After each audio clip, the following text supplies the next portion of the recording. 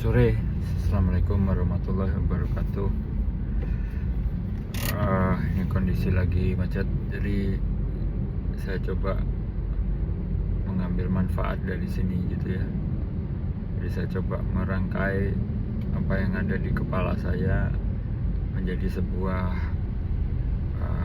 cerita gitu. Tapi tetap dengan konsentrasi penuh ke depannya. Jadi yang pertama, kemarin ITB berulang tahun yang ke-67. Maaf. Jadi kemarin ITB berulang tahun yang ke-67. Dies Natalis. Nah, di dalam acara itu ada 3 orang yang menyampaikan paparan.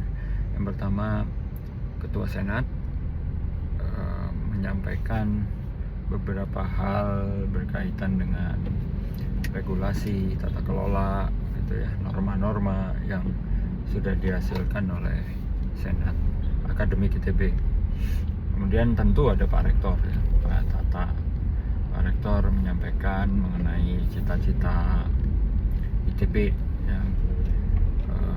yang ingin menjadi solusi gitu, dengan menyitir beberapa tulisan dan figur ya. Di itu. Yang ketiga yang menyampaikan paparan adalah Pak El Fahmi. Profesor El Fahmi ini sekarang sedang meneliti sekarang sedang menjabat sebagai ketua atau direktur ya, mungkin direktur sekarang, direktur riset dan inovasi ya, disingkatnya menjadi DRI. Nah, Pak El Fahmi ini diminta berorasi oleh ITB ya, berkaitan dengan pengembangan ilmunya di bidang farmasi. Jadi Pak El Fahmi ini bidangnya farmasi gitu. Nah, beliau menyampaikan beberapa hal, tentu karya-karya beliau, kemudian beberapa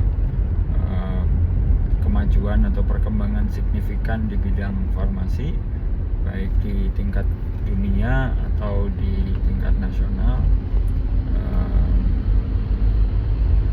yang membuat saya terkesan begitu ya. Itu adalah satu, Pak El Fahmi ini mungkin salah satu dari tidak banyak dosen yang saya kenal ya, luas ya, bukan hanya dosen ITB ya, tapi dosen bisa dari luar ITB juga. Jadi satu dari tidak banyak dosen yang saya kenal yang bisa kalau bahasa Inggrisnya itu mengcaptivate gitu ya, mengcaptivate atau merangkap orang yang mendengarkan tentang risetnya gitu, untuk terus mendengarkan dan untuk terus bisa konsentrasi begitu. Karena beliau satu, bersemangat, pasti semua presenter pasti bersemangat, tapi passionate gitu, bahasa Inggrisnya tuh ya, passionate. Jadi beliau itu walaupun yang namanya orasi itu sebenarnya kan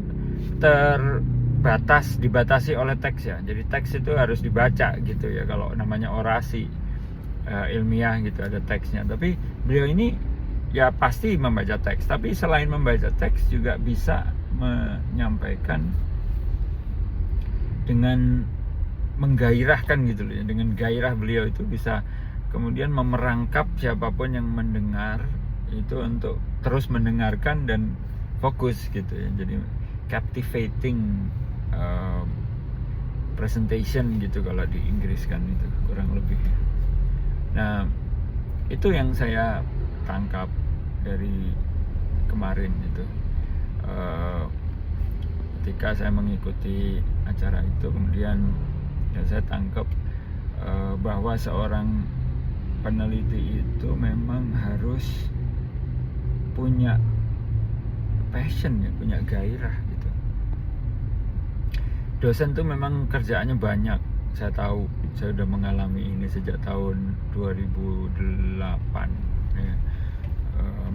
Mengalami dan menjalankan ini sejak tahun 2008. Itu kalau tidak dihitung masa sebelum PNS ya, masa sebelum PNS sejak saya lulus S2 saja itu mungkin sejak 2001 saya lulus S2 terlibat di ITB, itu mungkin ya sekarang dihitung aja 25 tahun berarti ya.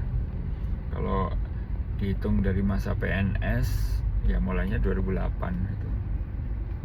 Saya tahu dosen kerjaannya banyak, saya tahu. Terus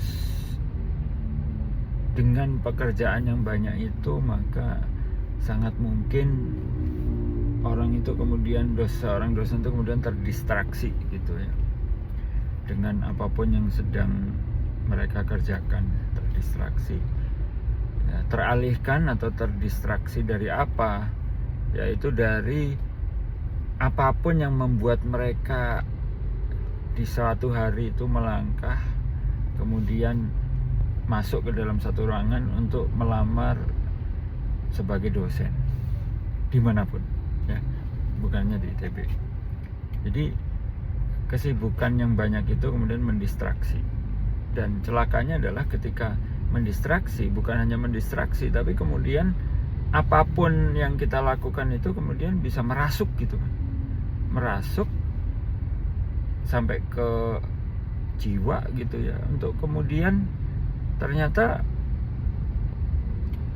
bisa merubah gitu passion yang ketika hari pertama kita melangkah untuk ngasih lamaran, passion apapun yang ada di situ terus kemudian jadi berubah gitu.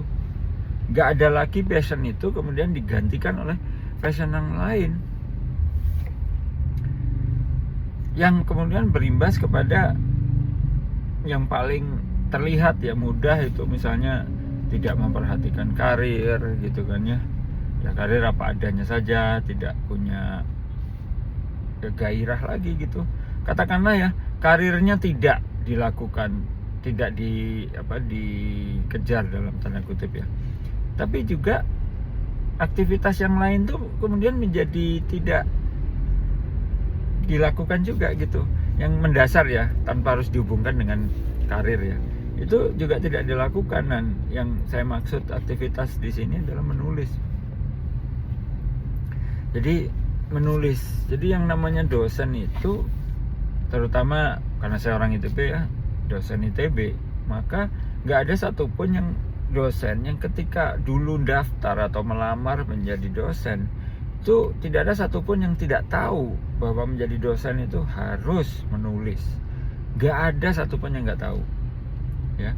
Dan saya yang saya sampaikan ini adalah generasi dosen di mungkin era 90-an lah ya, era yang masuk 90-an, artinya mungkin kuliahnya S1 di tahun 80-an akhir gitu ya, masuk di tahun pertengahan 95 gitu ya, pertengahan 90-an sampai ke sekarang.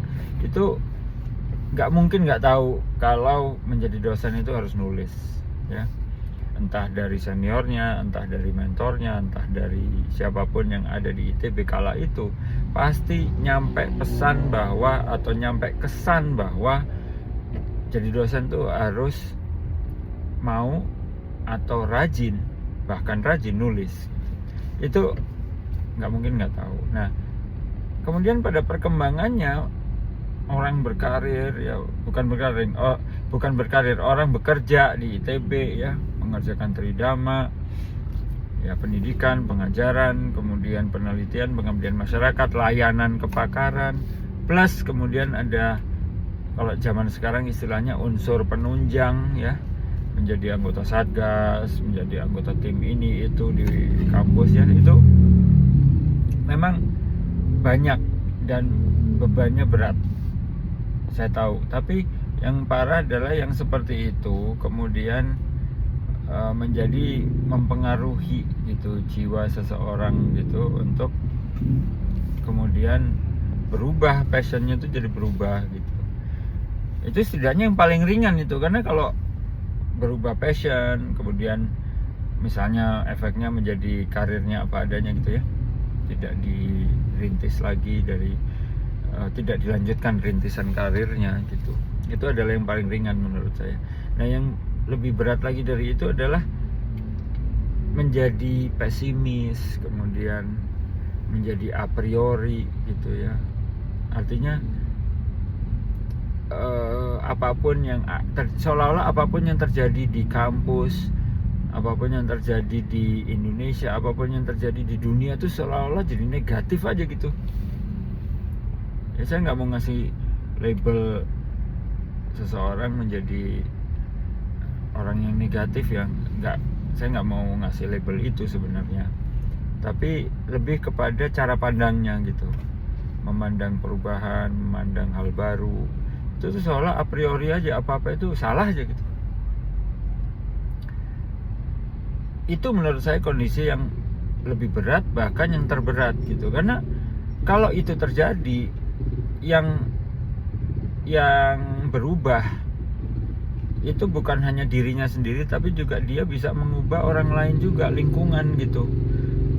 Jadi yang lebih parahnya lagi adalah ketika dosen yang lebih muda mempercayai, mengikuti pola pikir itu, maka akan jadi repot kan ini. Nggak akan selesai masalah-masalah ini gitu. Ya, sekali lagi saya tidak bicara masalah jurnal Q1, kewajiban ini itu enggak ya, tapi nulis aja gitu. Menghasilkan sesuatu aja, memproduksi gitu ya. Itu ketika kita misalnya merasa nulis di sebuah jurnal level tertentu itu berat gitu ya. Tapi kalau ditanya Anda menulis pada format lain atau pada bentuk yang lain enggak gitu, kebanyakan juga akan terbukti juga enggak, sebenarnya enggak dilakukan juga itu. Nah, lalu gimana gitu profesi dosennya itu bagaimana gitu, karir dosennya itu bagaimana dengan passion dia waktu hari dia melamar menjadi dosen itu, apa yang terjadi dengan itu gitu ya. Nah, jadi saya menyampaikan ini tidak dalam posisi saya berhasil memaintain atau memelihara passion saya ya, enggak juga gitu, tapi setidaknya saya nggak ingin seperti itu gitu. Saya sampai hari ini saya nggak ingin seperti itu, dan saya tahu apa yang saya nggak inginkan, yaitu jadi seperti itu, menjadi orang yang selalu a priori, semua orang yang selalu melangkah ke sisi yang negatif dulu gitu, bahkan ketika belum menerima informasi lengkap misalnya. Itu yang saya nggak mau, menjadi orang seperti itu yang saya tahu. Jadi saya mencoba ini, merilis ini juga sebagai pengingat buat saya sendiri gitu ya, bahwa saya pernah ngomong begini, saya pernah janji begini begitu. Itu yang saya pegang gitu ya. Dan yang lebih hal lainnya yang kemarin terjadi selain tadi ya, masalah Dies, ada Pak Edi Tribaskoro sebagai ketua Senat, ada Pak Tata sebagai rektor, ada Pak Elfahmi sebagai ketua atau direktur DRI yang menyampaikan paparan gitu ya dengan baik. Ada satu hal juga yang lebih personal sifatnya begitu, ketika Pak Elfahmi menyampaikan ada produk yang ada suatu jenis tanaman yang mengandung khasiat obat lah, kira-kira begitulah pendeknya. Dan tanaman itu adalah daun nyamplung. Ada nama Latin resminya ya, tapi saya lupa. Kemarin disampaikan itu. Cuman yang membuat saya terkesan sekali dengan pengalaman saya di masa lalu adalah ketika daun nyamplung itu kemudian di satu periode di kota Surabaya itu sedemikian banyaknya di suatu jalan di kota Surabaya, kayaknya Surabaya Utara itu ya. Sampai kemudian jalan itu menjadi bernama Nyamplungan itu, jalan Nyamplungan itu. Ada satu jalan yang ada di area di sekitar Masjid Sunan Ampel di kota Surabaya. Jadi ada Masjid Sunan Ampel di Surabaya. Nah, jalan itu ada di sekitar area itu gitu. Dan saya eh terus terang agak ini ya, terharu gitu, karena saya ingat sekali di jalan itu dulu sekian tahun yang lalu ketika saya masih usia awal ya, mungkin kelas 5 SD, 6 SD gitu ya, 10-12 tahun lah, ketika saya sudah tahu tahu situasi, ingat situasi itu saya ingat sekali dulu saya sering secara rutin diajak oleh almarhum ayah saya gitu ya untuk membeli martabak gitu ya. Martabak itu kalau di Surabaya itu pasti manis rasanya, asin rasanya. Jadi kalau di Bandung, di Jawa Barat kan harus diberikan artikel, ada penjelasnya bahwa martabak ini, saya ingin beli martabak manis atau martabak telur. Jadi ada kata penjelasnya gitu. Kalau di Surabaya bilang martabak, pasti yang keluar asin. Nah, pasti ada yang bertanya, ini kalau yang manis gimana gitu ya. Kalau yang manis itu namanya memang bukan martabak, tapi terang bulan namanya, terang bulan. Nah itu yang ada di Surabaya. Jadi saya, keluarga kami memang senang sekali makan martabak asin kalau di sini istilahnya, atau martabak telur. Dan belinya di situ, menurut ayah saya adalah yang paling enak gitu waktu itu ya. Dan saya melihat sendiri memang merek kaleng minyaknya itu juga bukan yang sering kita lihat di masa itu ya. Di tahun itu kan yang namanya minyak itu bimoli belum ada, tapi mungkin yang banyak tersedia di pasaran itu minyak dorang ya. Sampai hari ini pun ada minyak dorang itu, jadi ikan dorang itu jenis nama ikan itu, sampai hari ini ada. Jadi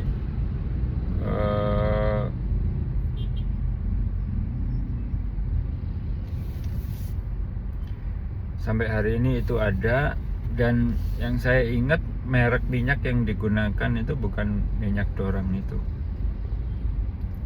ya. Jadi itu yang membuat mungkin menjadi spesial lah itu si martabak itu ya. Jadi saya kemarin campur aduk gitu, perasaan antara ya kagum dengan Elfami, dengan gaya berceritanya, kemudian sekaligus juga teringat masa lalu gitu ya, ketika ya itu tadi ayah saya sering rutin ngajak saya beli martabak di Jalan Nyamplungan itu gitu, yang secara tidak terduga itu muncul gitu ketika Pak Elfami menceritakan tentang daun nyamplung.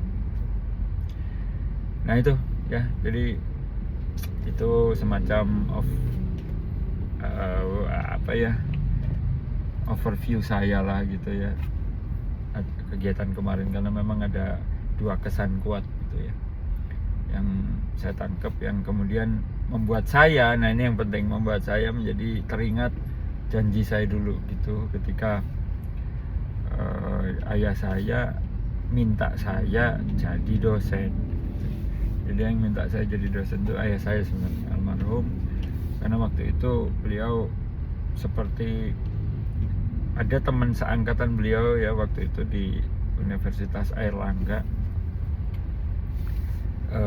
Beliau lulusan sana sarjana mudanya, tapi ya sampai tahap sarjana muda saja beliau lulusan sana, kemudian lanjut sekian tahun kemudian ke sarjana itu di Universitas Halu Oleo di Sulawesi Tenggara, tapi itu cerita yang berbeda lagi ya. Nah, ketika di Airlangga, Universitas Airlangga, beliau itu mengidolakan lah teman seangkatannya yang kemudian jadi dosen. Saya lupa namanya terus terang, tapi itu sering sekali diceritakan. Dan sepertinya kok waktu saya SMA begitu ya, waktu saya masih kuliah juga, itu terkesan sekali seperti ayah saya ini kok ingin gitu saya jadi dosen. Dan itu kemudian terlontar eksplisit ketika saya lulus S1 gitu. Dan waktu itu memang ketika S1 pun saya sudah terlibat sebagai kegiatan ekstrakurikuler saya ya, membantu dosen gitu ya. Salah satunya saya bantu adalah Profesor Denny Juanda. Waktu itu tahun 97 saya membantu beliau nulis buku begitu.